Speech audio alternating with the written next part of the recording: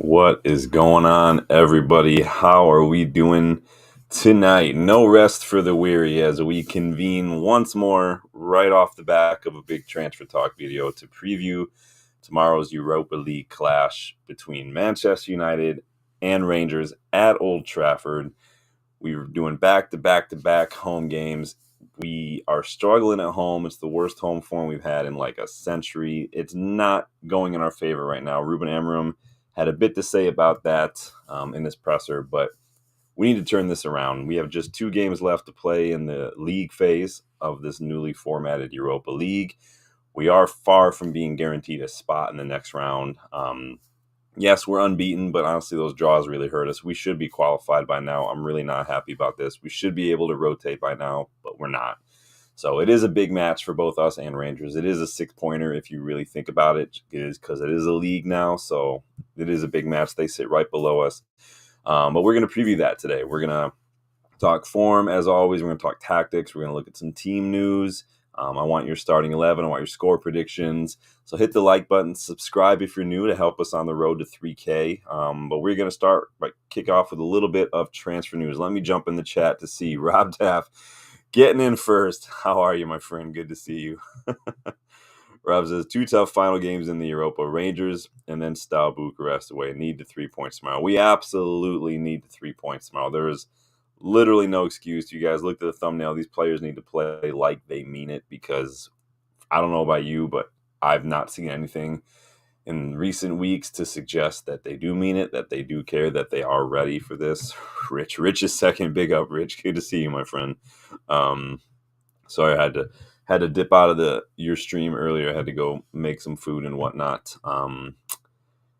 Rich says, we'll make Rangers look world-class if we're not careful. We seem to make everybody look world-class. I've said it many times. Literally, all you really need to do to have a good chance of getting a result against United right now is just show up, be a little physical, a little energetic, and just play a little bit direct, and odds are you're going to be able to turn us over for one. But it is, Rich, we're nice. We're on a tour.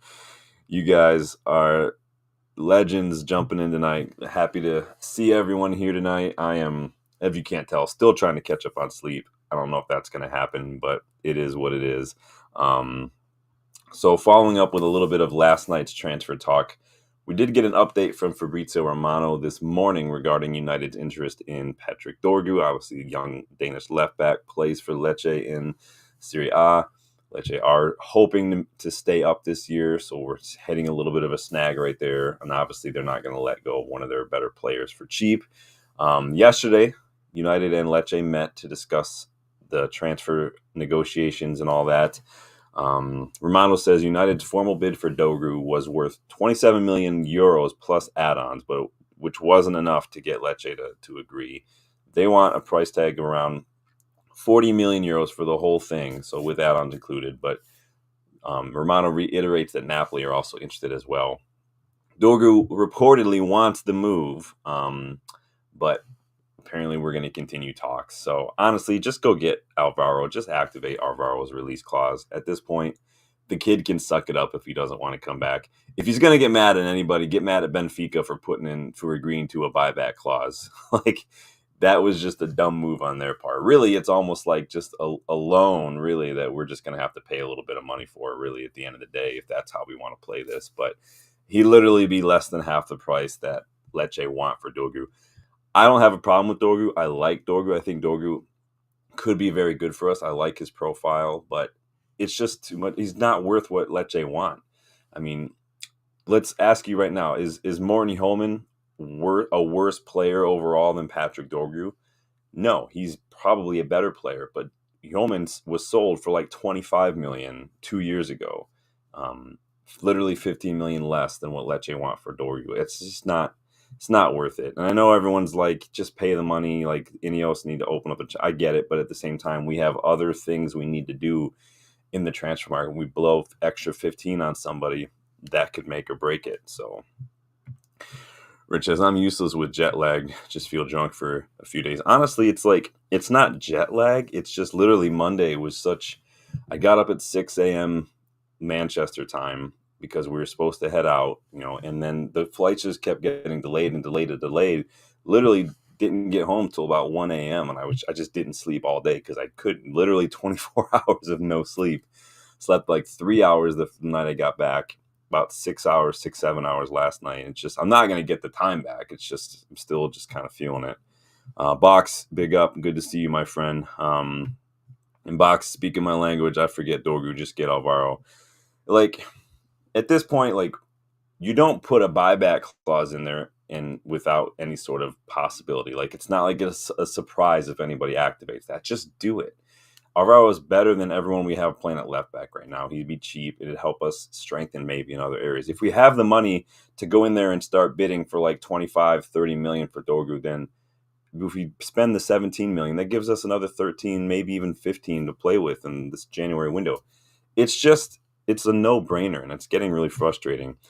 Rich says, I doubt we get Alvaro back. Surely we'd have done it by now. Yeah, and that's the thing, too. It's like, what are we not even have we never even discussed that option? What was the point of putting the buyback clause in there if it was never even on the table?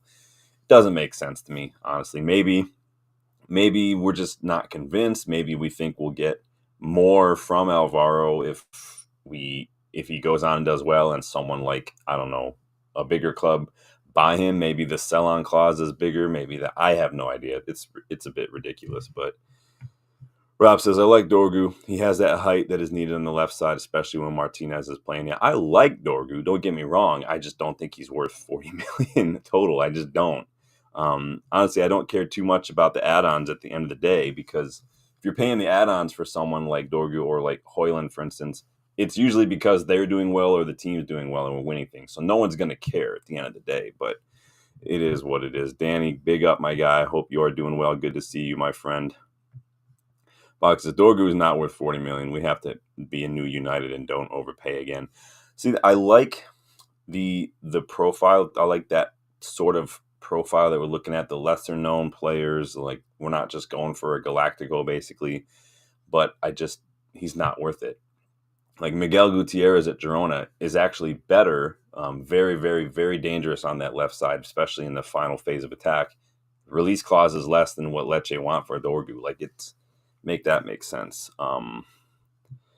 Rich says, I wasn't behind G-Wolf's suggestion to move Martinez into midfield. Yeah, Martinez is really, in this system that we play, he's honestly the center back that we have that is the most suited for it. If you look at the way Amorim wants us to play, he's good defending these channels. He's good on the ball. He's very press resistant. He fits it to a T. The problem was when Martinez, lately, it's been very black or white. He's either have a really good game or he's having an absolute shocker. There's not really much gray in this year with him. Plus, he hasn't quite looked the same since that long-term injury, in my opinion. It's not that he's been horrible, but he just hasn't looked as good as he did in his first season. Rob says, it's depression after watching United at Old Trafford. I mean, if anybody needs to talk, I'm here. I won't charge you too much unless you're a Liverpool fan, and then I'll charge double. But we are here to talk if you need to. Rich says, we might sign Grealish 4 years too late. Grealish actually scored today, right? For the first time in like a year or so, right? And like, Man City still lost, so we can all laugh at City a little bit. And winning in Paris is not for everyone, I guess. Don't worry about it. Rich says, doesn't hit quite the same as Liverpool loss, but it's still very nice. Yeah, I was hoping for Liverpool to drop points, but they're just, unfortunately, Arne Slot came in kind of right at the right time. But sticking with Garnacho, or Romano, sorry. He's also shared an update on Napoli's pursuit of Alejandro Garnacho. So, according to Romano, Napoli's opening bid for Garnacho was worth €50 million package with add-ons included, but we want more. And I think we need to ask for more. Conte really likes Garnacho, really pushing for it. I guess they spoke on the phone or whatever. I don't know how that's not tapping up unless we gave permission. Chelsea have also been interested. Obviously, Garnacho's agent was at Stamford Bridge recently because he decided to take a photo for social media to announce it to the world. But now Chelsea are still waiting to decide whether or not they want to bid. Honestly, 50 million is a piss take. That's just ridiculously low. I don't care any way you slice it. There are players like Emile Smith-Rowe going for a little less than that, I think. I think it was, 40, 45 million Emile Smith-Rowe went for. I mean, come on. Garnacho is a Puskás winner. Come on. But then Gianluca Di Marzio claimed this morning that further meetings between the two clubs are going to be taking place. So we'll see what's going on there. Box very true. Rich still hoping for a Liverpool capitulation. I mean, I think City. I mean, at this point, kind of feel like City might be trolling when it comes to the league because they are starting to pick up steam a little bit in the league. Is anyone else kind of looking at the Champions League right now and thinking that this is so crazy that teams like Madrid and City are not even in the automatic qualifying spaces right now? Like, that's crazy to me. Like, I've never thought I'd ever live to see that, but it is what it is. Rich, come on, Forest. It's up to them to save football this year. I have no problem if Forest win. Obviously, I don't want Arsenal to win. I would care more about Arsenal and Liverpool winning than I would about City winning, honestly, just because we know that City have an asterisk next to it. Doesn't really matter. For me, in my eyes, it's just another thing that doesn't count. So, Box says, by the way, did the Anthony deal fall through?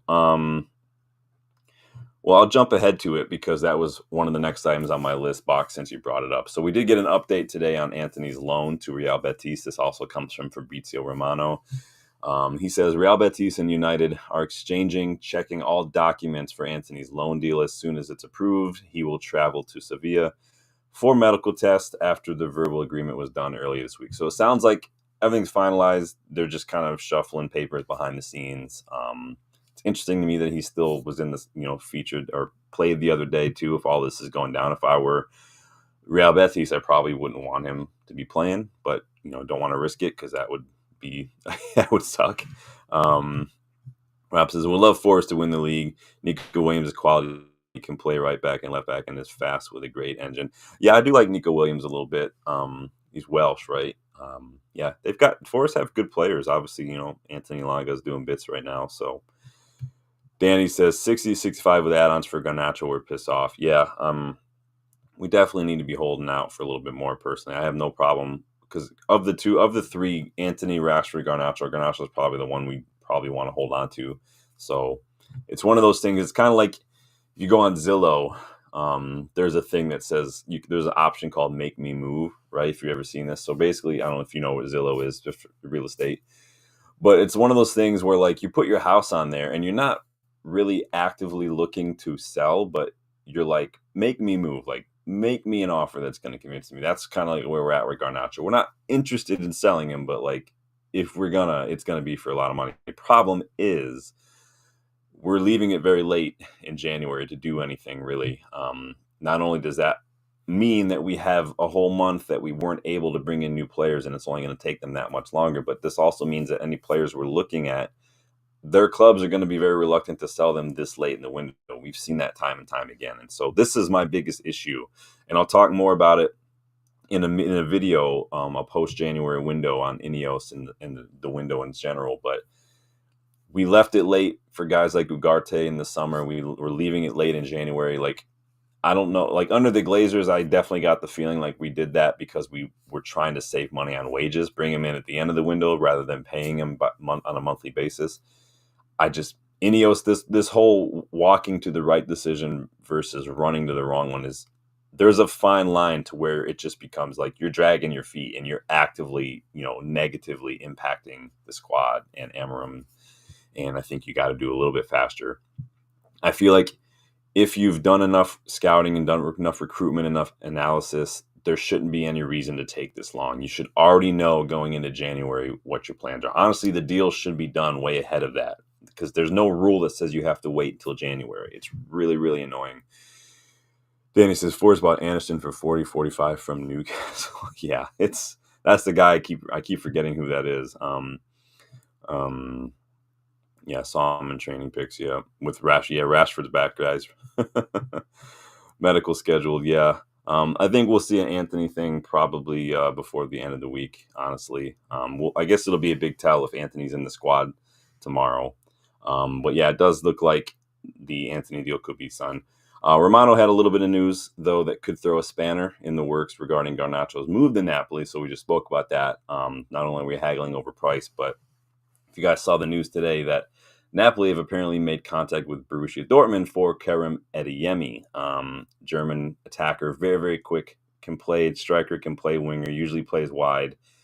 Talks apparently have been opened, just talks. Negotiations for Garnacho still going on, but no agreement. So it's going to be interesting. If Napoli, who knows what this is? Is this just posturing from Napoli to try to put pressure on United? I know that I can't see Dortmund being very quick to sell players right now. They just sacked Nuri Sahin because Dortmund are shit right now. We know Ten Hag has been pictured at Dortmund matches recently. He's been heavily linked. I think we're actually still technically paying Ten Hag though, so I don't know how that works. But I mean, I'm not going to take credit, but I did say that I could see Ten Hag at Dortmund. And I did say he could easily walk into Dortmund. So just saying. But I doubt that Norton are going to want to sell a whole lot of players with the new manager coming in and everything. So we will see what happens there. Celebration stream if some Deadwood moves on. We'll have a stream party, man. We'll link all the channels together and we'll just have a celebration. We'll get some confetti overlays and stuff and some music in the background. We'll all just hang out and chat about all things footy. See you in 2027, says Bucks. Yeah, right. I swear, how many players that you would consider Deadwood have we actually sold and not just seen leave for free? Trying to think. Nothing comes to mind. I'm just completely drawn and blank right now. We're just not good at selling. It just is what it is. But not much going on as far as the transfer rumors to go. Yeah, Rich says none. I'm just trying to think back over the years. I'm trying to think of how much Deadwood have we actually sold. I'm not saying for a profit, but just actually sold and not just lost for free. Because Martial free, Varane free, Pogba left for free. I mean, it's ridiculous. 800 likes needed now. Welcome, Tenzin. Welcome to the channel. Yeah, don't forget that like button and subscribe. Check out the memberships too if you want to find new ways to get involved with scouting reports, with live streams. There are some membership perks that do allow you to jump in the live stream if that's something you want. When we get to that point, happily throw the link out there. You guys can jump on. We will take turns and have you guys join me for some previews or maybe some match reactions if you want to vent and get some free therapy. Box says Heaton, Evans, Lindelof, Eriksson will be free agents in the summer. Sancho will be made into a permanent, which is a bonus. Yeah. And remember, we did make a little money. I say make, but we did get a little bit of a fee and some add-ons from Dortmund last year for Sancho as well. So we don't want to forget about that. You see how I'm trying to find the silver lining? Do you see how I'm trying to smile through the pain? It's what you got to do. Alcohol helps too. Just kidding. So let's talk about Rangers because I feel like this has the potential to be a bit of a banana skin, quite frankly. They are just exactly the sort of side, you could call, I don't know, what would you guys consider like the Scottish League and maybe Rangers? What would that be the equivalent of in the Premier League? What place in the table? Maybe what equivalent club would you think that would make them in the Premier League? Tenzin says issues. If we pay the clause, it's 18 million we have to spend right now. If we buy Dorgu, the payments are lower than that and structured, which means we can buy others. That's true. I think that's the intricacies of transfers are so numerous that it's easy to overlook them. And it's easy to overlook them because a lot of it is very conveniently omitted by the media. They always want to talk about total package and as the price of a player. For instance, like Rasmus Højlund, we always get thrown out. It's like 72 million. It wasn't 72 million. They always want to throw out the dollar value instead of the pound value because the dollar value is usually higher, which always makes it look like more. That you got to pay attention. But yeah, and you're right. And it's, that's the reason why we paid a little bit more for Joshua Zirkzee rather than paying the release clause, because we could amortize that over a number of years, which is also why when I say City spent 100 million on Jack Grealish, they legitimately spent a flat 100 million on Jack Grealish, and the guy is absolute dog shite. But what are you going to do? But that's a good point, Tenzin. It's a good reminder. I still think Alvaro is better, though, personally. But plus, he knows the club already. That helps. Rich says Lindelof, Casemiro, Anthony Eriksson, Evans, Onana to start with Deadwood-wise. People are really kind of souring on Onana more and more this season, I think. I don't know where you guys stand with Onana personally. I think that it's always dangerous when a new manager comes in. Obviously, Onana was a Ten Hag signing, or a signing we made under Ten Hag, if you want to be more politically correct about it. But does that mean that necessarily that it's a priority to replace the keeper? Interesting. Rich says Scottish League, Rangers, Celtic, mid-table Premier League. Yeah, and those are exactly, that's my point, Rich, is those are exactly the teams that tend to show. I mean, Southampton bullied us for 80 some odd minutes last Thursday. And Brighton, of course, did the same exact thing. We just struggle. Forest are on a tear this year, yes, but statistically, they're not ever really gonna finish in the top four, or historically in a while. So it's just, they're physical, they're energetic, they play direct, and we struggle against those things. Fox says Rangers, Celtic are probably high championship, low Premier League sides. Tenson says Rangers are worse than Ipswich. Rangers have only had a couple losses this season is the thing. So you guys are saying they're about mid-table. Interesting, Danny. Yes, Celtic mid-table, Rangers championship. Rangers says I don't watch the league. I haven't watched the Scottish League since Ahmad was on loan at Rangers, so I don't watch a ton of the Scottish League. Rangers had a striker, maybe it was Aberdeen who had a striker not that long ago that I liked a lot. I forget his name now. I think he was Moroccan. I don't know if he's still there though. Rob says, mad how there's no news on Diego Leon signing until United let us know. In January, they can't sneeze without something leaking. I mean, maybe that's a good thing. Maybe, we're keeping our cards a little close to the chest, which isn't the first time that's happened. I mean, nobody really saw the Donny van de Beek signing coming, and it was very, very quick when it did happen. So you never know what could happen. But then you've got some of these other ones that are drawn out all summer, like Ugarte and whatnot. So Box the Celtic highest championship, Rangers mid-table. Rest of Scottish Premier League are League One, League Two level. Interesting. Danny says, recently they gone bad, not competing really at all. Didn't Rangers beat Celtic recently as well?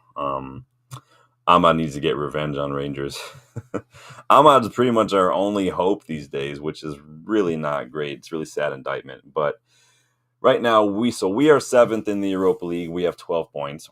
Rangers are just below us. They are in 8th with 11 points. So just a point behind and a point and a space below. It's a big match for both of us, like I said. Really, you could call it a 6-pointer if you want. It puts a big distance between us and them if we can do that. 3 points tomorrow could see us jump as high as 3rd in the Europa League. Again, we are unbeaten. We'd also need to have other results go our way, but we could theoretically jump to 3rd place. A loss, though, could see us drop below the qualifying spots with just one match to go, which is an away match against Steaua Bucharest, which I'm really not looking forward to. We really want to avoid extra matches in February to get to the next round, so we really need to finish strong with 3 points here before we go to Bucharest next week, which that's not going to be fun. Rangers are in decent form right now. They have gone unbeaten in all comps since Boxing Day, and even that loss on Boxing Day was their first loss since like late November, so a couple months in there. So they're not in bad form. Philip Clement sets his side up to defend basically in a mid-block. They want to get power in that midfield. They want to win the ball back, and they want to play direct. They want to make it very difficult to play through the midfield. Thankfully, we don't really play through the midfield when we can help it. We tend to move the ball wide and then try to play these switches of play by inviting a press. Similar to almost like what Brighton were doing under De Zerbi, except we invite the press in wide positions. De Zerbi invites the press centrally onto his defenders and play it over the top. That's basically what we do. We're just shifting it to the corners. Raskin, Diomande, they are quality when it comes to winning the ball back in midfield. We got to watch out for that. They have very good interception, very good tackle numbers in that area of the pitch. They do tend to get a lot of recoveries in midfield. So again, they make it very difficult to break through. They do favor a man-marking system. They basically just stick to you like glue. So we're going to really, really need to make sure that we don't do what we always do, which is play very, very slowly. And we need to scan before we receive the ball. We need to communicate, man on, whatever. We need to pass the ball cleanly and quickly. I can't tell you how frustrating it is to watch us try to play right now with how slowly and just languid we move the ball. We're just so hesitant. We're so passive. We need to play with a little bit more assertiveness, a little bit more of a plan. Like it's so annoying. The players just don't look like they look like they're afraid to make a mistake, so they don't do anything. It's like a deer in headlights right now. Problem is for us that Rangers tend to limit their opponents' options when we try to play off our back. But they like to press high. They get their strikers to press us. So again, that slow build out from the back is going to cause us problems because we struggle to cope with a high press.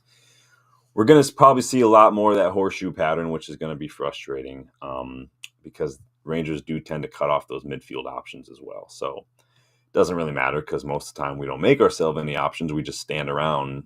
There's no movement. It's like a bunch of McTominays out there just hiding behind the opposition. No one's making themselves an option. So Rob says Bucharest in 10th, so been doing well so far. Tough away. Yeah, the European competitions are really weird. I'm not sure how I feel about the league phase the way it is because there's so many teams like City, like Real Madrid, like us who could theoretically not even qualify because of one or two results, which I feel like that didn't really happen as frequently in the old format. So I'm not sure if UEFA is going to like that, if a lot of their big, TV draws are maybe not going to qualify, or maybe they will if it means extra matches, and they've got to qualify anyway, or they got to do an extra round. Maybe that's just another match. Who knows? Box says Rangers have been a decent Europa League side the last 5 years, picked up a few decent wins. Yeah, I mean, they can surprise you. They can punish you, and I think that they probably very easily could punish us. So what we need to watch out for too, which if you remember, against Southampton, we were doing a little too much. It was like Garnacho, he was playing in the 10 against Southampton, but he was coming all the way back into his own third, facing his goal to receive the ball, and then he was just getting pressed off it. If we do that against Rangers, we're going to get punished for it because their trigger for pressing is that exact thing. When they force you to play back, that is a trigger for their press. And a heavy touch, a poor pass, it opens opportunity for them to pounce, and they're very, very good at it. That counter press, that sustained pressure is exactly the sort of system that causes us problems. So we just can't hang with that. Basically, they're going to harangue us, they're going to pressure us, they're going to force us to make an error, they're going to win the ball, and they're going to launch their attack very, very directly. They're going to launch it deep from the keeper. They're going to launch diagonals. They're going to get the ball forward as much as they can. So we're going to need our wingbacks on the day. Whoever's playing wingback is going to have to be alert to that diagonal ball to the wings. Mazraoui struggled with that a little early on against Brighton. He got a little more into it as the game went on, but we can't afford to let too many of those opportunities catch us. They just want to get the ball forward. So we need to make sure that look out for the runs because they're going to get multiple players in the runs in the box at different levels. They're going to get the ball in wide as well. Iguain and Cherney, Vlatchev Cherney, he used to be at Ajax, actually. They're both on, I think, like 9-10 goals apiece. They're getting a lot of goals this year. I think what could help right now is Rangers do have a little bit of an injury situation. Sterling, Butland, Sutar, Lawrence, they're all out. Diamande's actually injured, suspended, so he's not going to be here for that one. So that could help us as well. They also don't tend to do well on the road. They do tend to drop points on the road. So it could work in our favor. It could not. Again, all they got to do is just show up and just run around, and they're probably going to be able to get something from us. So Tenzin is predicting, says we should be winning 5-0. Is that your official prediction, Tenzin? I'm going to hold you to that. Bach says, I don't remember the last time we won 5-0. How much did we beat? What was the score against Barnsley? Was it like 7-2 or something? So as far as United go, so the mentality that saw us go to City, Liverpool, and Arsenal, all away games, and get results, that mentality has been extinct, been nowhere to be found in recent weeks. Save for 10 minutes of individual brilliance from Ahmad against Southampton, we were abysmal in that match. And the less said about the Brighton match, the better, because that match was an absolute dumpster fire. No fight, the 1v1s have been horrid, both on and off the ball. Like our dribble numbers are horrid. Our duels are horrid. We're second to every challenge. We're chasing the game. We're too slow to move the ball. We're too slow to get back into shape when we lose the ball. We're struggling. And what's worse, again, like I've said, this Rangers side, the way they play is exactly the sort of team that we're going to struggle against. They have less quality on paper, but they're just more physically there, more mentally there, and they play very direct. We just have to be better than we have been. We have to look like we did against those big sides. And we can't just simply rely on Ahmad to bail us out every single week. That's not sustainable. Sorry, it's really dry in here because it's so cold. basically been inside most of the day. Tendon says Garnacho stinker and sold. Be interesting to see who's going to be in this squad. I think that's going to say a lot about what the moves are going to be made. So as far as team news, while we're talking about this, so Maguire joined Amorim for the pre-match presser, so that usually means that he's going to start. Rashford trained with the squad today. Anthony trained with the squad. Lindelof's back in training. We'll see if Rashford being present for training is an indication of anything. Maybe it's just one of those things nobody wanted to buy him. We haven't heard a peep about anything for Rashford in like a week, so don't know what's going on there, but maybe there's a chance. We did get a here we go from Romano regarding Kyle Walker going to AC Milan, so AC Milan is out of the picture now because they can't bring in any more English players, so that means no AC Milan for Rashford. We know he wants to go to Barcelona. We know that Barcelona need money, so the window's still open. Who knows?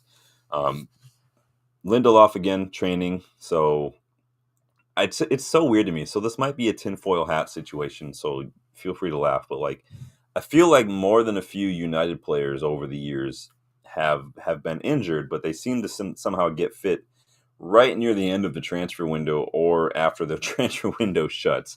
I feel like Lindelof was injured in the summer too, during the summer window, and then somehow I got fit again after it was closed. I don't know. Maybe it's like a Luke Shaw situation where he's injured until the international break. Maybe it's just conspiracy theory. I don't know. Rob says Rangers will be really up for this. They know how bad we've been. Plus, it's England versus Scotland. Yeah, they looked up for it in preseason. Remember, we did beat them 2-0 in preseason, thanks to goals from Ahmad and Joe Hugel, by the way. But again, Southampton were in dead last with one win all season, and they nearly got 3 points against us. And they were by far the better side. They deserved to win that one. Box says the Sir Alex Ferguson derby. Almost, right? If it was Aberdeen, that would be the one. Danny says, no one wants to buy Rashford. I don't think anyone wants to pay his wages. I think it's the issue. I think that giving him that new contract really is the kicker. If he were still on like $200K a week, I don't think it'd be a problem at all. I think any side would be up for that. I do think that PSG, could still be an option in the summer. They haven't, I don't really know. Barcola is still young. Barcola is very, very hot and cold. Kangin Lee's not, I like Kangin Lee. It's just, I don't know. They played today. Who was their front three today, PSG? They had Barcola, who was it, Dembele, and who else? I forget who else they have now. I don't watch the French league, so I have no idea who PSG have. But I do feel like Rashford is about as close to a profile of like an Mbappe as you can get. And I'm not saying he's as good as Mbappe. Don't clip me up, but I think now it's going to bug me. Doué, that's who else they signed. Doué. Oh, it was Kangin Lee played up front. No Dembele today. Interesting. Danny says, no way Rashford works in a flick pressing system. He'll be benched after a week. Yeah, it's hard now. Maybe Bayern. That could probably. I think he'd be a good fit at Bayern, honestly. But it is what it is. Rob says Luke Shaw back soon, like a new signing, but I bet he'll be injured again before Mount is back. It's a race now to see who can get fit. Mount and Shaw got to be like. That's got. You can't even laugh about it anymore. It's like you got past the point of laughing just not to cry, and now it's just like I'm just completely indifferent to Luke Shaw and Mason Mount. As far as I'm concerned, they're not United players. Yeah, Lee, Barcola, Doué. I forgot they had signed Desiree Doué. Danny says, facts though, Bucks. He'd be hooked at halftime for jogging back. Yeah, Hansi Flick, man. He was a lot of people's pick to replace Eric Ten Hag. I like Hansi Flick a lot, personally. Box says, yeah, it will be funny. He says, Milan was his move when he fucked that up. Yeah, I mean, when you push for that big contract and when you give him that big contract, it's always going to be difficult. I think it's a big risk. Thankfully, hopefully, anyway, it's a lesson learned for everybody. Like, just let's not give out these huge contracts. But what do you think we should line up tomorrow? How do you think we should line up tomorrow is a better way of phrasing that. Here's what I'm going with. I want to know what you guys think, what your starting 11 looks like, because this is mine. So we struggled to move the ball against Brighton without Licha. We had Euro playing in that role, and then we had sorry, someone just texted me, but I want to look at this lineup again so I have it on the screen here. So Euro was playing left. We had Maguire and we had De Ligt against Brighton, and Euro was struggling to say the least. We need somebody. We miss Leach's ability to play the ball. Now, when he's on it, when he's willing to make those passes, it can be a thing of beauty to watch. But we need him to be more courageous and more determined and more just initiating those balls. Like, look for the runs and just play the ball. Like, you have it in your locker. But I do think we missed him. Now, this isn't me saying this is the best team. I think that we have to rotate. And I think that this means that some of these players that we might not like as much are going to have to start, because we can't play Mazraoui every single match. We really can't be playing Ugarte every single match. But I do think Ugarte is one of those players who, like Bruno, can run and will run all day. Obviously, it was a little bit of an outlier since he played for a lot, much more minutes than normal against Arsenal. But it's been a few days. So I think for this one, I'm bringing Casemiro back into the picture. I think Manu has been a little up and down. I'm not saying Manu's bad, but maybe just not the game to start him. I think Casemiro, with the experience, and I think, the danger he poses on free kicks and whatnot, and plus he's got a really good passing range. He's getting a little more involved higher up the pitch. Let Ugarte do the running for Casemiro, because what Casemiro can do when he's not having to do that, when he's not having to be the guy trapping back and stuff, I think he does offer stuff. But what we don't want is Eriksen and Casemiro together, because that's just a recipe for disaster. I'm starting Højlund again for this one. I think what we've seen is maybe Xerxes can do a little better when he's coming off the bench, and he can bring a little bit of that fight and physicality against tired defenders. And I think for now I'm just going to put Højlund there, because Højlund needs to get back in the goals. The problem, my main issue with Højlund now, I'm not excusing him because he's not been great, right? Problem is we're not playing to Højlund's strengths. We keep hoofing the ball to him. We're trying to play hook it like he's Lukaku or something, or we're playing him like he's Olivier Giroud because Højlund's a bigger guy, but that's just not his game. We need to let him play make those runs and play these balls in the channels for him. Obviously, Bruno and Ahmad, they picked themselves, but Maguire's going to start. So pretty much, and I struggled with who to put on this right side of defense, but I opted for De Ligt, because I do think with the way that Rangers are going to be playing those diagonals, those longer balls to try to get the more direct passes, I think we're going to want some physicality to get rid of those and to clear that danger. Let me see what you guys are saying. Rob says Erik Ten Hag off the doorman. Can't see him wanting Rashford. I mean, Rashford has his best season ever under Ten Hag, so you never know. Box says I'd change the formation. Well, let me know. Let me know who you like. Oh, yeah, I forgot. I put Malacia back in there because I do think we need to give Mazraoui a little bit of a rest, and I think that he's been playing a lot recently. But, yeah, I'd probably start Malacia. Not that I think Malacia is great. It's just we don't have a whole lot of options, but we do need to rotate a little bit. Not a ton, but just a little bit. Like I said, we're getting to that point where I think we know, or Amorim at least knows, what his core 11 is going to be, and we have to be able to make some changes. Obviously, you'd want a little better with the rotation options. This is just where we're at right now. Obviously, I like the lineup. Malacia brings energy going forward on the left. Hopefully, the problem is, he needs to be alert to those diagonal balls as well. But hopefully, that's why, Licha can be there to help out as well. Danny wants to start Bayindir in this one. Do we think that Bayindir will start? Obviously, he was starting in the domestic cups. Says Bayindir, Licha, Euro, De Ligt, Malacia, Ahmad, Collier. Oh, I forgot about Collier. I might put Collier in there for Ugarte now that I think about it. Good call, Danny. You may have changed my mind. 1, 2, 3, 4, 5, 6, 7, 8, 9, 10, 11, 12. You've got like 12 players in there, Danny. Think you got too many players, but unless I just don't know how to count. Hold on. 1, 2, 3, 4, 5, 6, 7, 8, 9, 10. No, I just don't know how to count. I told you guys. Maybe I am jet lagged. But you're starting Xerxes again. Interesting. So that'd be 2 matches in a row for Xerxes. So does that mean you think that Xerxes just needs a couple starts to kind of really get into it? Because he's come off the bench and he's looked good when he's come off the bench. Maybe he's not used to starting. Maybe he's not used to, maintaining that level for the whole match. Goals for George says, curious to see Hamza Igamani against our defenders, see if a player who came from Morocco 3 months ago is better than Rasmus, who people rate highly. How old is this kid, though? I think that's been my biggest issue with the way people have been slating Rashford or Rasmus is like he's not old. So Igamami, is only 22, and he's doing well in the Scottish League. So we'll see. But not every player is going to develop at the same rate. You guys know I do like Rasmus, though, a lot. Box says, the Rangers keeper who is free, Jack Butland, will be better than our 55 million keeper. We had Kovar, who I think is better than Onana, personally. Vitek, I think, could probably come back, play the entire preseason. I think he probably could have an honest-to-God chance to be our starter next year. Goals for George thinks Binder is definitely going to start tomorrow. And Danny kind of thinks the same thing. Although, Danny, you didn't put Maguire in there. Maguire was in the presser, so we know that usually means he's going to start, right?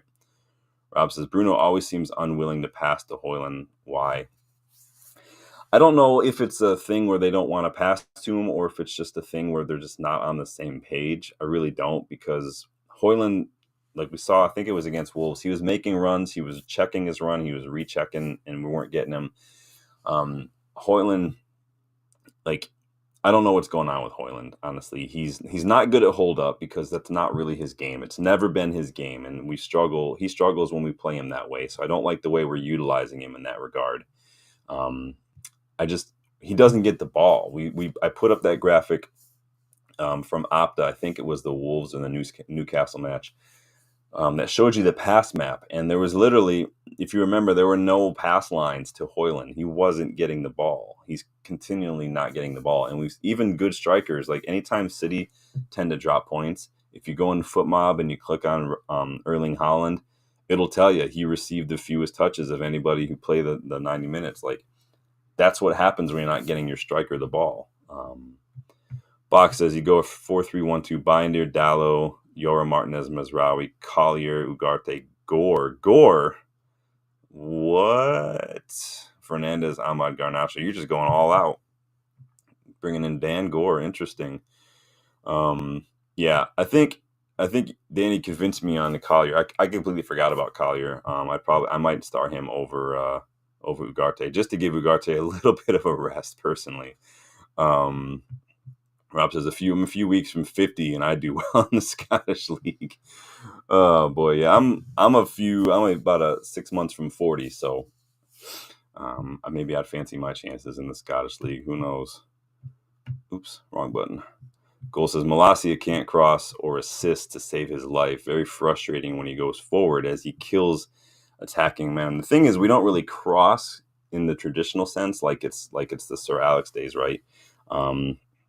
What I'd like to see is maybe not as much crosses, but just get some balls in the box. I love that Ahmad is some of the best I've seen when it comes to getting into the area and beating a man. But the problem is he takes one too many touches when he really should be making a decision on where to put that ball sooner, because it's just the opportunity is gone very quickly in those situations. And I'd like to see him put an earlier ball in, or just the ball in general. I don't need to see Malacia whipping in balls from the touchline like it's the olden days. But if he can carry the ball, get it forward, and then just maybe start with a little bit of just 1-2 give and go, maybe make a little run, maybe a little overlap and underlap.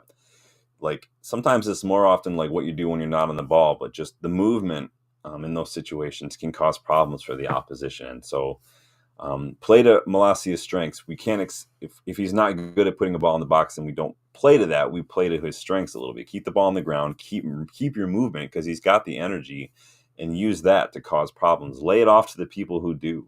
Like Justin plays co-ed indoor, and not everyone at like my age and stuff, when you're playing with like people that you work with and stuff, they're gonna know anything. So it's like you have to, even if you've played, you have to kind of lower your game to that level and do a little bit more. Don't expect, deep passes from people who never played football before. It's not going to happen. So it's like Højlund. We can't expect 27-year-old movement and finishing and hold up play from Højlund when he's 21 years old. We can't expect a whole lot from Malacia that we would want from those situations.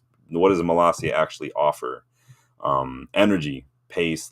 He's getting back to fitness, movement. I mean, he wants to run. Just let him. Box says, yeah, we need some radical changes. Yeah, we do need radical changes. It's ridiculous. Rob says, is it true that Napoli have offered up a lower price for Osimhen if we sell them Garnacho? We spoke about that last night. I think that was coming from DiMarzio or I'm going to take this off the screen now because you guys have seen it. It was either coming from DiMarzio or Romano, but that was the rumor that they would be willing to lower the price. Honestly, though, if we're going to spend big on a striker, I'd rather wait to the summer and get Gyökeres. I think he's better. Although you know who jumped back on my radar today, actually, because Feyenoord just beat PSG Bayern, is Santi Jimenez at Feyenoord. He had a really good couple seasons, kind of been a little under the radar this year, but he's getting some good numbers. Still young, Mexican striker, plays for Feyenoord. I think he's about ready for his next move. Whether or not he's good enough for United is a matter of opinion. But I do like him. The problem is he is a bit more of a poacher. I don't know if we need a poacher as some. I think I like a striker like Gyökeres. This is a difference maker for me in between Gyökeres and Osimhen. Is Gyökeres is able to drop deep a little bit and not only contribute to the build up for someone else, but he's also able to create a little bit more for himself rather than just relying on service all the time. And I think that that's something that we need now. We need something with a striker a little more dynamic to their game. Goal says, Højlund was very poor movement and does not give options to his teammates. I can't understand how after 2 seasons he has zero chemistry with the other attackers. Well, to get a little bit more context, goals, think back to the same attackers and players before Højlund arrived. You remember that they weren't creating chances for Ronaldo when he was here. Rashford's not good at creating chances. Bruno can create chances, but the problem too is Højlund is very isolated. If you watch the match against Brighton, the match against Southampton, he's up there and he's hanging out with the defenders, but there are like 2 or 3 defenders around him and there's no other United players nearby. It's very, very difficult. I sound like I'm just a Højlund apologist. I'm not. I'm just trying to lend some context to it too. I don't think Højlund has poor movement. I think that Højlund's movement isn't where it can be because he's still young. Remember, this is literally his third season of professional football. So he's only been playing in like first team football for like 2.5 years. He wasn't meant to be Atalanta's main striker. He wasn't meant to be our main striker last year when we bought him, and he still ended up being our top scorer with one of the better conversion rates in the league last year. He was like top scorer in the group stage. If we had qualified for the next round, who knows what could have happened? But it's not that he's bad. He's just young. We don't say these things about Menu or Garnacho because they're also young. They are going to be consistent, and putting all that pressure on Højlund as to be the main striker at such a young age is a lot. And I think that when you do that for young players, you're kind of setting yourself up for frustration a little bit. Bach says, Malassi reminds me of the Butner son. Nicholas Alexander Butner. Who remembers that guy, right? Rob says, Van Nistelrooy and Van Persie would go get their spots and demand the players behind found them. Rasmus isn't getting that. Osimhen probably would. And Rasmus maybe someday will get there. But I think, Rob, a good thing to think of, say, what were Van Nistelrooy and what were Van Persie doing when they were Højlund's age?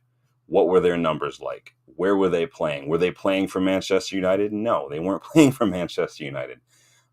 Were they even starting? And were they regulars in the starting 11 for their clubs when they were the same age as Rasmus Højlund is now? I referred to it before. So when I used to write for StreadyNews.com, I wrote an article when we were signing Højlund because all these Erling Haaland comparisons were coming up for some reason. I don't know. But one of the points I made was because people were balking at the price, and I pointed out I don't remember the numbers now off the top of my head. This was over a year ago. But if you look at some of the best strikers in the world, what they were doing when they were Højlund's age, at his age, he was actually producing better than them. So you're looking at your guys like your Harry Kane, even like Thierry Henry, when he was Højlund's age, wasn't producing the numbers that Højlund was producing. And so we have to keep the age in context because that is a big factor. Yes, he's the striker we have now. Yes, he's at United. It is what it is. But at the same time, he's 21 years old. He's very young. Box says, yeah, I was just thinking the same about Jimenez after tonight. Yeah, I completely forgot about Jimenez, Box, until he started scoring, until he popped up tonight. And I was like, oh, yeah, forgot about that guy. Danny says, Santi Jimenez, 17 million release he had in the summer, and we bought Hoyland. Yeah. I like Jimenez was on a roll, man. He was. Problem is, Danny, if we had signed Jimenez from Feyenoord, it would have been another Dutch player or a player from the Eredivisie to beat Ten Hag with, because that's exactly what would have happened. Jimenez is about to join Milan for 40 million. That's as a replacement Feyenoord from Rangers. Interesting. Yeah, I haven't been paying attention to Jimenez, so I have no idea what the rumors are with him right now. Rob Tass says, we're dreadful at creating for the striker. Bruno likes his Hollywood shots. I think problem is Bruno, he's looked a little bit more controlled, but at the same time, when it's dying minutes and we're chasing the game or something, Bruno tends to revert to type, and he tends to just start doing random shit. He's going out of position. He's going rogue a little bit. He's dropping deep. He's picking up the balls. He's hoofing things. It's just his finishing has not been great recently either. Some of his shots have been a little wild.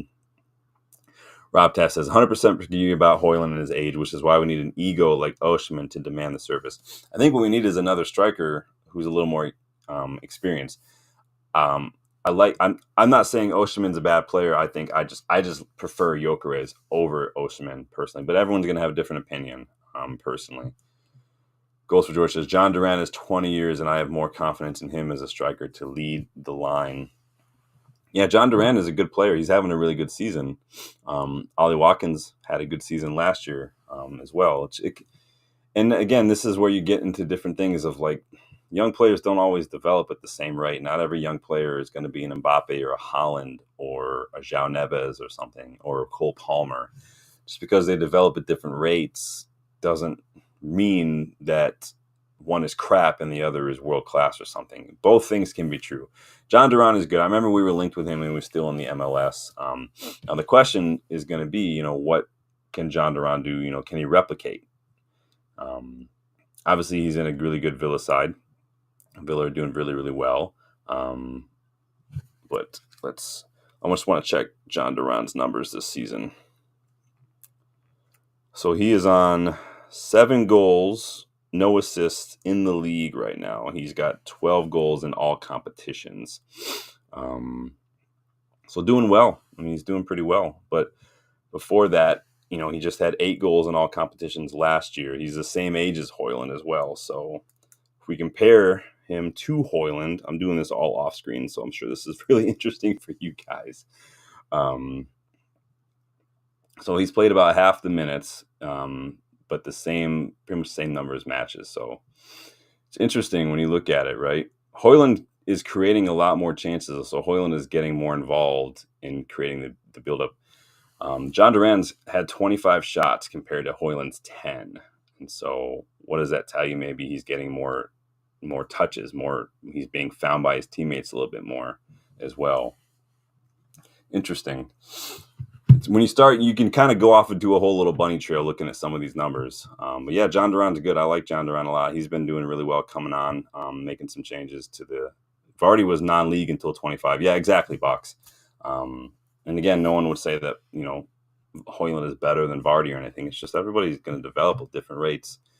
But I do think that we need someone, like you're saying, Goals for George and Rob, like an older striker to come in and kind of challenge, but also be there to teach Hoyland. Because who is Hoyland learning from right now? Jules, welcome, my friend. Good to see you. Jules says, hope you enjoyed your trip. I did enjoy my trip. Getting 4 matches in. I wish I would have gotten to the women's match because it looked like it was a really good match. Just couldn't get a hold of anybody at City to get tickets. Unfortunately, nobody was answering the phone, and the website was not working well. So, but yeah, it was a good trip. Struggled to find breakfast. You guys in the UK, apparently breakfast is not a huge thing. There's like here, there's just you can go, and if you're like awake at 5 a.m., you go for a drive, you'll find. Close your eyes, throw a rock, and hit about 12 places where you can have breakfast at 5 a.m. around here.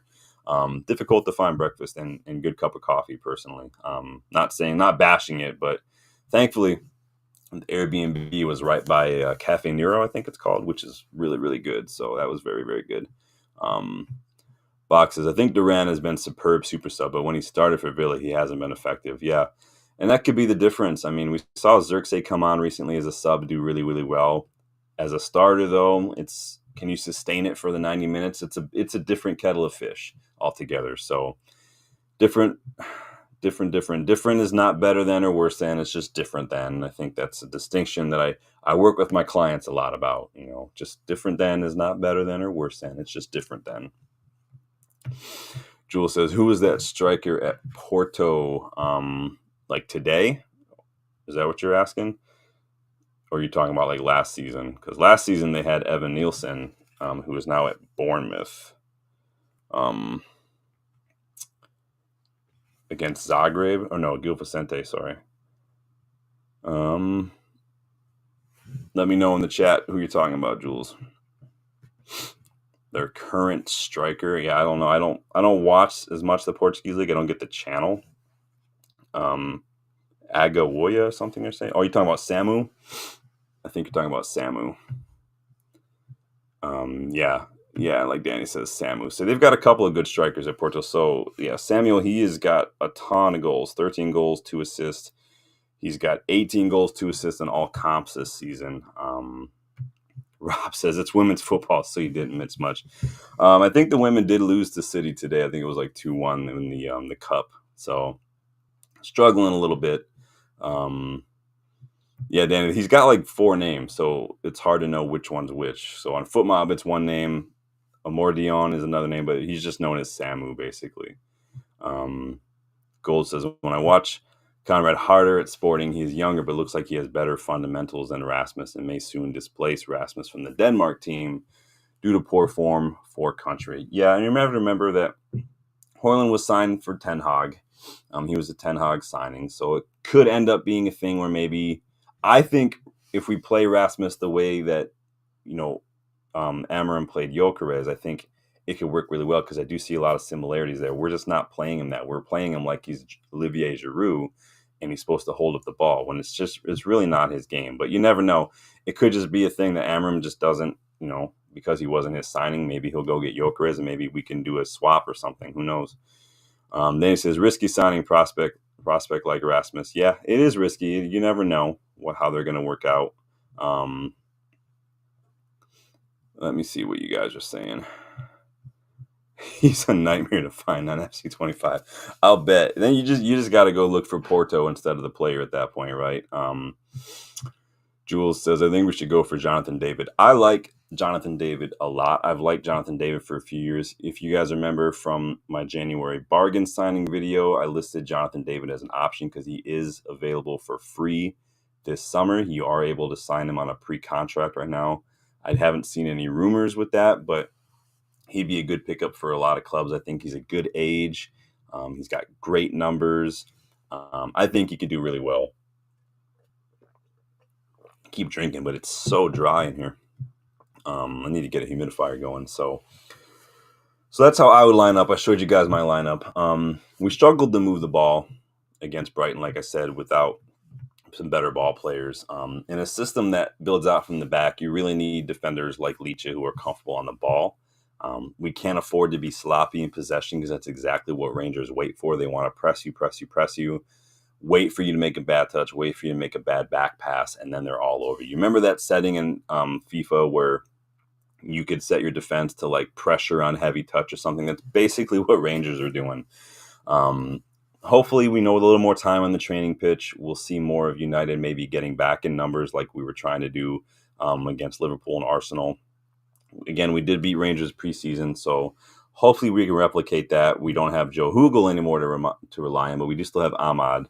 After an extremely lucky result against Southampton and after shitting the bed against Brighton, the team did get a bit of a hairdryer treatment from Amorim with one confirmed casualty, the TV, in the dressing room. But it goes without saying that we do need a response.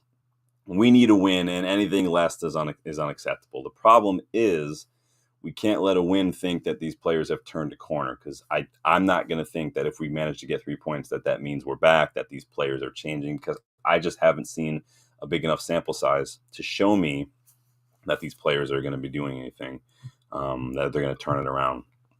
Jules wants to know how much you think we could bring in for Rasmus. Let him know in the chat, everyone. How much do you think we could get for Rasmus in the market right now? I'd probably say like maybe 40 million. Bach says, yeah, roughly the same, 35. You'd probably get maybe 35, 40 million for Rasmus, maybe 30 to 40 with add-ons. I don't know. Goals for George says, I don't like Jonathan David, and I think there must be a reason year after year nobody goes for him. I watched him at the World Cup for Canada. It made my mind up that he's not elite. I mean, at the end of the day, it's Canada. I mean, I'm not going to – maybe that's just the American rivalry. It's Canada. I mean, I don't judge anybody by what they do on the World Cup. Personally, it's a coach. It's teammates that you're not really ever used to playing with other than a few times throughout the year. So I don't think that it's fair necessarily to judge them on that. But that's just me. You do what you got to do. Again, I don't think the players can convince me that we're going to turn a corner right now. I've just seen this movie too many times. But maybe they could do it in memory of the TV, because one casualty of the Ruben Amorim hairdryer treatment is the dressing room TV. Do it for the TV, guys. Do it in memory of them. Always remember, never forget the TV. But let me know your score predictions. I'm predicting a 2-1 United win. I think that we will pull it off. I don't think it's going to be super convincing necessarily, but I think that between the missing players, like Diamande suspended, there's a lot of injuries as well. I think that the quality that we might have on paper could be enough to get it over the line personally. But we'll see. I'm going to go with a 2-1 win. So you guys let me know your thoughts in the chat, what you think. Jules says, I agree. I think 40. Yeah, it got to be around like 35, 40 million right now. If it were last year, it might be a little different because he did get some goals last year. Rob says, can we offer 5 million for some of the summer frees like Alfonso? The clubs might take the bait. Rob, when it comes to the freebies in the summer, when it comes to guys who are out of season right now, like Mastantuono, Naipan, when it comes to guys who are cheap for considering how good they are, like Chirke, it's anyone's guess why we're not interested, why we're not looking at these deals. So I don't get it personally. Did Atalanta insert a sell-on percentage for Rasmus? I don't know. Let me see.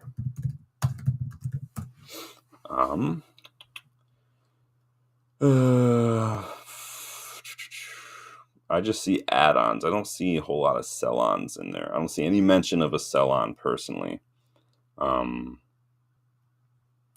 Yeah, I don't see any mention of it anywhere, but it's a good question. Goals is for George predicting 3-0 United win. Box is calling a 2-2 draw. Rob is going for 3-1 United. I'm going 2-1. You guys get your thoughts in loving memory of the dressing room television, who have been here since when the Glazers took over to 2025 is the lifespan of the TV, because we know the Glazers didn't pay money to change the TV since they've been here. Need more water. So it's going to be an interesting game. It's a big 6-pointer if you want to call it that, but since it is a league phase now, I guess we kind of got to call it that. But it is the penultimate match of our league phase. We really need to win. This could push us up to third if other results go away. I think if we do win, it probably will solidify our automatic qualification for the next round, which could be really big for us because it saves us a couple of match weeks, midweek fixtures in the future. Rob says it wouldn't sell Rasmus, just need to add an experienced striker. Yeah, I agree. I think that I see enough from Rasmus to think that with coaching and actual time on the training pitch. Remember, Rasmus, like everyone else, hasn't had a lot of time with Amorim on the training pitch. And again, he's not getting a lot of service, but he still has, that doesn't exclude him from any sort of criticism or responsibility. He can be doing a little bit better, obviously, but I think that the glaring thing, my biggest issue with Rasmus in recent weeks was that opportunity he had on his own, but he decided to lay it off to Garnacho, who put it wide. Like, I don't know why Rasmus just wouldn't shoot that. That's got to be a confidence thing, but Box says, I usually predict a win, but on our current form, very low in confidence. I mean, I wouldn't be surprised at all if we had a score draw, personally. We started it with 3 draws, but Rob says, could be worse. We could be in City's European position. Tomorrow is in our hands. Yeah, we really are the architects of our own demise, but we can be the architects of our own triumph if we can get 3 points tomorrow. So let me know your score predictions. If you weren't able to catch the live, leave your predictions, leave a comment. You guys know I'll respond to those. Big up Ollie, too, by the way. Ollie Gunnar Solskjaer, Jules, your namesake, for winning his first match in charge of Besiktas with a 4-1 win against Bilbao. In case you guys missed that, Ollie has been appointed as Besiktas manager. So big up Ollie for getting a win. We can all laugh at City because that's just a fun game to play. And then disclaimer, no TVs were harmed during the making of this live stream. So proud to say that. But thank you guys for stopping by tonight. I'm going to go hang out with my wife and my dogs because it's been a long day for everybody. And I'm sure she'd like to spend some more time with me after I've been gone for 5 days. She's been working all day. So thank you guys for stopping by. Probably be back Friday for a match reaction. I'm trying to think of my schedule off the top of my head. I've got some clients Friday. I've got a PFA class tomorrow before the match. And then I like to wait a little bit to do the match reaction. So look out for that Friday afternoon. We'll do a match reaction. Until then, let's hope for 3 points. Box says, I bet Pat broke a few TVs and scratched a few faces. He's running out of things to scratch. Maybe we'll get him like a scratch and sniff book to really kind of let him take out his frustration in an appropriate fashion. You guys remember scratch and sniff things? Those are fun. But thank you guys for stopping by. I'm going to let you guys get going. I'm going to go get going. Stay warm. Stay safe. Rob, ending on a great note. It's a great show. Thanks to all. Yes. Well, you guys make the shows. I'm just here to let you guys facilitate the pro. One more big chat here. What do we got? Obi Martin has a private coach working with him on his striking game. I wonder why Rasmus does not do this, because Obi Martin will be confident of breaking into the first team. I mean, do we know that Rasmus doesn't do that? I mean, we have striking coaches at United. They probably don't have the time, especially at the academy level, to dedicate that. Or Obi Martin could just be seeking help on his own. I don't know. But do we know that Rasmus isn't doing that? I don't know. But I'm sure that he didn't expect to come in and see managers change right away, to see an entire coaching staff change right away. I mean, it's been a lot of changes, so that doesn't help. Statistically, when there is a lot of turnover, especially with managers and whatnot, it does hurt individual player development. That's just statistically, correlated with that. I mean, that's not just me saying that. It's legitimately, studies have shown that there's a correlation there. So could have a lot to do with it. There's a reason we haven't seen a whole lot of individual development at United over in recent years, because the manager turnover rate has been crazy. But I'll leave that one for another day, because I've talked about that a couple times over the last several months. But you guys take it easy. Thank you guys for stopping by. I'll see you guys on the next one. Thank you for joining me. As always, hit the like button on your way out for me. And if you're new, hit the subscribe button. And I will see you guys on the match reaction, hopefully celebrating a win. So until then, enjoy your nights, and I will talk to you later. Bye.